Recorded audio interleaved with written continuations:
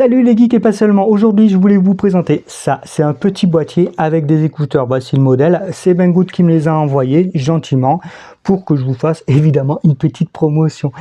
Et franchement, après 2 semaines de test, je les trouve plutôt sympas, je les ai un peu adoptés. Pourquoi? Parce que franchement, avoir les fonctions sur l'écran, c'est vachement plus pratique que d'essayer de mémoriser toutes les fonctions via les petits boutons. Le boîtier, il est autonome, il a un petit haut-parleur, ce qui fait, donc vous avez les écouteurs plus une mini enceinte. Alors c'est pas très fort, mais c'est suffisamment agréable. Vous pouvez mettre une carte SD, comme ça vous pouvez embarquer des MP3, ce qui est plutôt bien vu.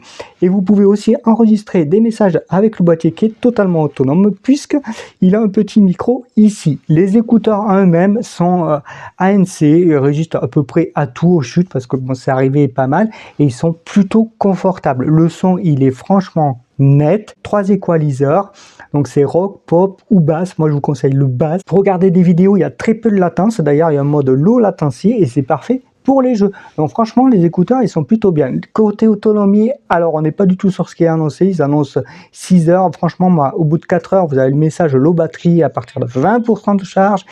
Et il est tellement fort que franchement vous arrêtez, vous les remettez à charger. Côté charge, bon il faut compter entre 1 heure et 2 heures, j'ai pas mesuré vraiment, mais ça le fait plutôt bien. Donc ces écouteurs qui coûtent un peu plus d'une vingtaine d'euros, ils sont pas trop mal, ils en sont corrects. Et surtout le petit boîtier, c'est vraiment le petit plus. Et ça vous fait aussi une enceinte pour partager un peu le son avec tout le monde. Alors tu te demandes, pour l'appairer c'est très simple, alors il y a 2 appairations puisqu'il y a le boîtier et les écouteurs qui sont différenciés. Après, en communication ça se passe plutôt bien lorsque vous êtes au téléphone. J'ai essayé sur sur un Teams et les gens me disaient on t'entend moyen, bon ok, je suis pas sûr que le test était vraiment concluant étant donné qu'au téléphone ça passait super bien. Alors le petit boîtier, j'ai oublié de vous dire, mais il a aussi une calculatrice, un timer, vous pouvez choisir entre plusieurs écrans et pour le prix franchement c'est correct. Je vous dis à bientôt pour une prochaine vidéo, merci d'avoir regardé jusqu'à la fin.